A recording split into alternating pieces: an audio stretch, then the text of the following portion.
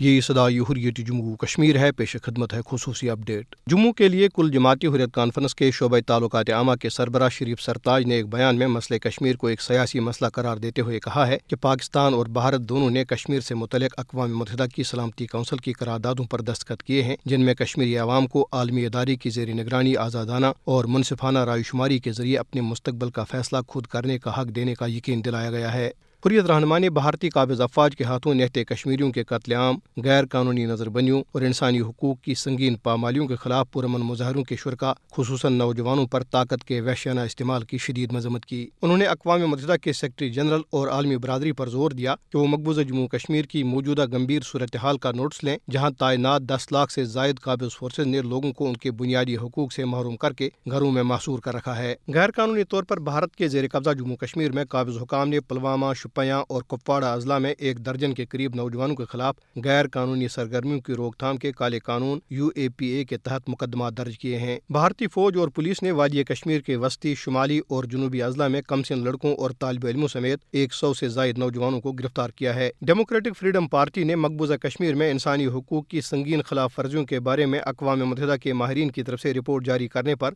ان کی تعریف کی ہے۔ غیر قانونی طور پر بھارت کے زیر قبضہ جموں کشمیر میں اگست 2019 میں دفعہ 370 کی منسوخی کے بعد ایک کے بعد دوسرے لاک ڈاؤن کی وجہ سے معیشت کو 45,000 کروڑ روپے کا نقصان پہنچا ہے۔ وادی کشمیر کی تجارتی تنظیموں کی طرف سے جاری کیے گئے اعداد و شمار کے مطابق صرف رواں سال 30 اپریل سے 30 مئی تک ایک ماہ طویل لاک ڈاؤن کے باعث معیشت کو 5,000 کروڑ روپے کا نقصان پہنچا ہے۔ خصوصی اپ ڈیٹ ختم ہوا۔ یوں بھارت کہنے کو تو دنیا کی سب سے بڑی جمہوریت ہے، لیکن اگر کسی نے جمہوریت کا جنازہ دیکھنا ہو تو وہ بھارت کو دیکھے۔ بھارت میں جس طرح جمہور کی عزت افزائی ہو رہی ہے، آج بھارت میں 6-7 مہینوں سے بھارتی کسانوں کو بھارتی سفاک حکمرانوں کے ہاتھوں اپنے حقوق کی بازیابی کی جنگ میں رلتے ہوئے دیکھ سکتا ہے۔ بھارتی جمہور کی یہ عزت افزائی صرف آج ہی نہیں ہو رہی، بلکہ بھارتی مسلمانوں، عیسائیوں، نچلی ذات کے ہندوؤں اور خصوصاً سکھوں کے ساتھ یہ سب کچھ مسلسل ہو رہا ہے۔ 1984 میں بھارتی سکھوں کے مقدس مقام گولڈن ٹیمپل کی بھارتی حکمرانوں کے ہاتھوں تباہی، جس کو پنجاب کے سکھ گزشتہ 37 سالوں سے بھولے ہیں اور نہ بھول سکتے ہیں، بلکہ ان کا نعرہ ہے کہ ہم گولڈن ٹیمپل کی تباہی کبھی بھول نہیں سکتے۔ اور وہ بھول بھی کیسے سکتے ہیں کہ جب بھارتی فوجیں اپنی ٹینکوں، توپوں اور ہر قسم کے مہلک ہتھیاروں سمیت بھارتی پنجاب کے سکھوں پر چڑھ دوڑی اور سکھوں کے مقدس مقام گولڈن ٹیمپل کو تباہ کرنے کے ساتھ ساتھ ہزاروں سکھوں کو قتل اور معذور بنایا گیا۔